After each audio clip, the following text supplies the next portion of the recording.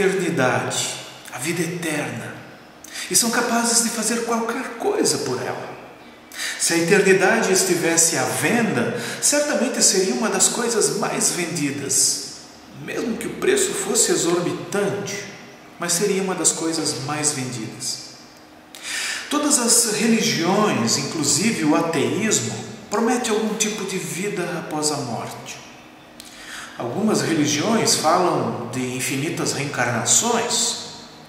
Outras religiões falam que a alma é imortal, o corpo morre, mas a alma vai para o céu. Outras religiões falam que nós nos tornamos imortais na memória das outras pessoas. Alguns ateus defendem isso, que enquanto estivermos vivos na memória dos nossos familiares ou das pessoas, estaremos vivos. Outros dizem que nos tornamos imortais ao escrever um livro, ou plantar uma árvore, ou deixar uma descendência. Outros falam que nos tornamos uma estrela que brilhará para sempre. E outros buscam na ciência e na medicina a solução para a morte. Ou seja, o anseio pela eternidade está no coração de todos nós. Usando aqui uma linguagem da informática, esse desejo pela eternidade é como se fosse um programa que vem pré-instalado de fábrica e está em nossa mente, em nosso coração, e não tem como apagar. Então, de alguma forma, de uma ou de outra forma, nós vamos buscar referenciais, coisas que alimentam essa expectativa. Mesmo quem não crê em Deus, ateus também têm suas formas de entender e de ansiar também por esta eternidade. E essa expectativa, essa esperança pela vida eterna é um dos pilares da fé cristã. No entanto, diferente das demais religiões, o cristianismo crê na ressurreição do corpo.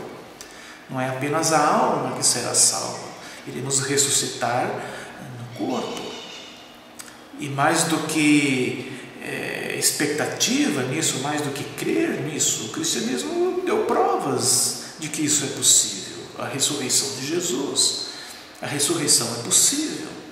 Ele já ressuscitou. E da mesma forma como Ele, todos aqueles que descansam nele, creem nele. Mas veremos um pouco mais sobre esta questão na próxima reflexão. Hoje eu quero meditar no que é necessário para termos a vida eterna. Como ter a eternidade, como conquistar a eternidade. Para isso eu convido a fazermos a leitura do Evangelho de Marcos, capítulo 10, os versículos 17 a 31. Quando Jesus ia saindo, um homem correu em sua direção e se pôs de joelhos diante dele e lhe perguntou: Bom mestre, que farei para herdar a vida eterna? Respondeu-lhe Jesus: Por que você me chama bom? Ninguém é bom a não ser um, que é Deus.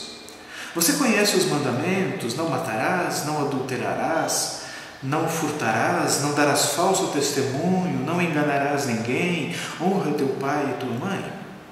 E ele declarou: Mestre, a tudo isso tenho obedecido desde a minha infância, desde a minha adolescência. Jesus olhou para ele e o amou. Falta-lhe uma coisa, disse ele: Vá, venda tudo o que você possui e dê o dinheiro aos pobres, e você terá um tesouro no céu. Depois venha e siga-me. Diante disso, ele ficou abatido e afastou-se triste, porque tinha muitas riquezas. Jesus olhou ao redor e disse aos seus discípulos: Como é difícil aos ricos entrar no reino de Deus. Os discípulos ficaram admirados com essas palavras, mas Jesus repetiu: Filhos, como é difícil entrar no reino de Deus. É mais fácil passar um camelo pelo fundo de uma agulha do que um rico entrar no reino de Deus. Os discípulos ficaram perplexos e perguntavam uns aos outros: Neste caso, quem pode ser salvo? Jesus olhou para eles e respondeu: Para o homem é impossível, mas para Deus, não. Todas as coisas são possíveis para Deus. Então Pedro começou a dizer-lhe: Nós deixamos tudo para seguir-te. Respondeu Jesus: Digo-lhes a verdade. Ninguém que tenha deixado casa, irmãos, irmãs, mãe, pai, filhos ou campos por causa de mim e do Evangelho, deixará de receber 100 vezes mais, já neste tempo presente, casas, irmãos, irmãs, mães, filhos e campos, e com eles perseguição. E na era futura, a vida eterna. Contudo, muitos primeiros serão últimos e os últimos serão primeiros. Este é o relato do encontro de um jovem com Jesus. Esse jovem estava preocupado com o tema em questão, com a eternidade. Não vou abordar todas as questões deste encontro, pois são várias questões que podem ser úteis para o nosso ensino, mas uma das coisas que fica evidente é que esse jovem estava se esforçando para alcançar a vida eterna. Ele era obediente aos mandamentos, ele era dedicado, esforçado, mas ele não estava seguro, ele não estava tranquilo em relação a isso. Ele tinha a impressão que estava faltando algo. Mas será que ele é o único que tinha e tem dúvidas sobre isso? Em relação à salvação, à vida eterna, sempre que olhamos para nós mesmos, para aquilo que nós fazemos, nós vamos ficar com esta dúvida. Sempre que nós olhamos para a nossa capacidade, a nossa força, a nossa habilidade, o nosso poder de alcançar ou merecer, conquistar a salvação e a eternidade, nós vamos ficar com essa dúvida, porque não somos capazes disso. Pois a salvação, a vida eterna, não é algo que está ao nosso alcance, ao alcance de nossas mãos, de nosso esforço, de nossa capacidade. Jesus mostra isso a este jovem quando toca num ponto sensível para ele, a sua riqueza. Venda tudo o que você tem e dê aos pobres. Naquele momento, aquele jovem não estava disposto àquilo.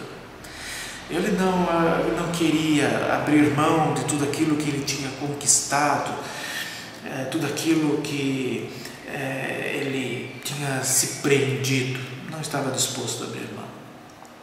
Talvez se ele fosse mais velho, com uma doença terminal, ele abriria mão de suas riquezas para viver um pouco mais, para viver a eternidade. Mas ele era jovem ainda, então ele não estava muito preocupado com isso. E diante disso, então, Jesus fala da dificuldade, ou podemos dizer da impossibilidade das pessoas conseguirem a salvação, a vida eterna, pelos méritos próprios. E é o que nós sabemos muito bem. Esse jovem se agarrava à sua riqueza, assim como também muitas outras pessoas se agarram às suas riquezas. No entanto, as riquezas terrenas, o ouro e a prata, não são as únicas coisas, as únicas riquezas, os únicos empecilhos para a salvação.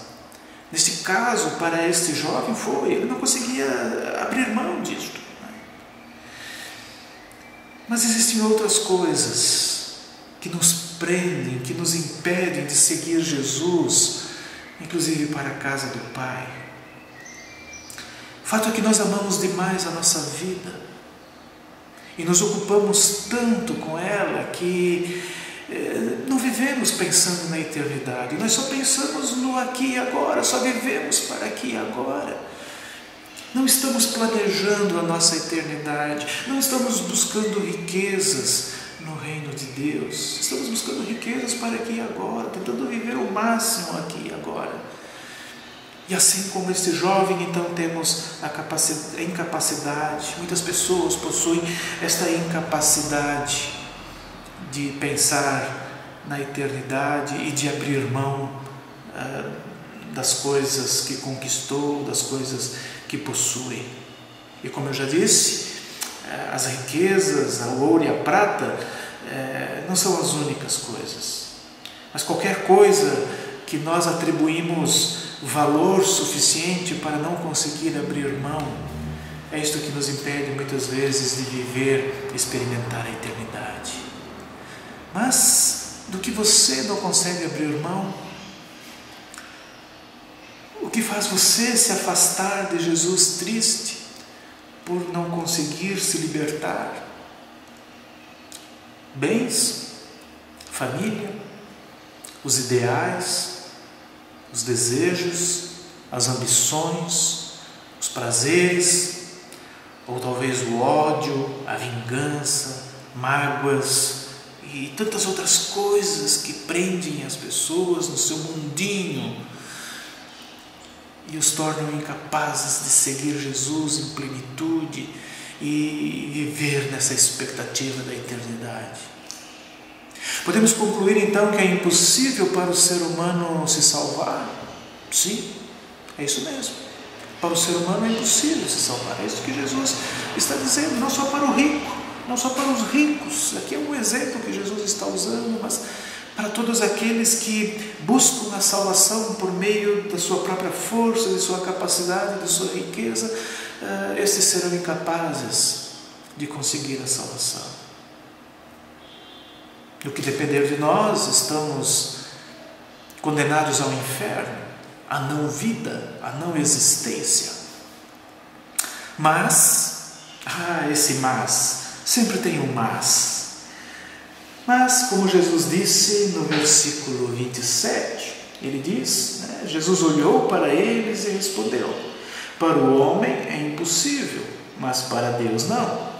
Todas as coisas são possíveis para Deus.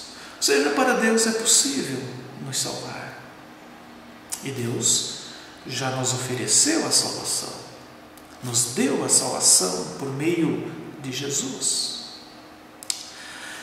Ele é a chave, Jesus é a chave, o segredo, o código, a passagem para a salvação e para a vida eterna, para a eternidade.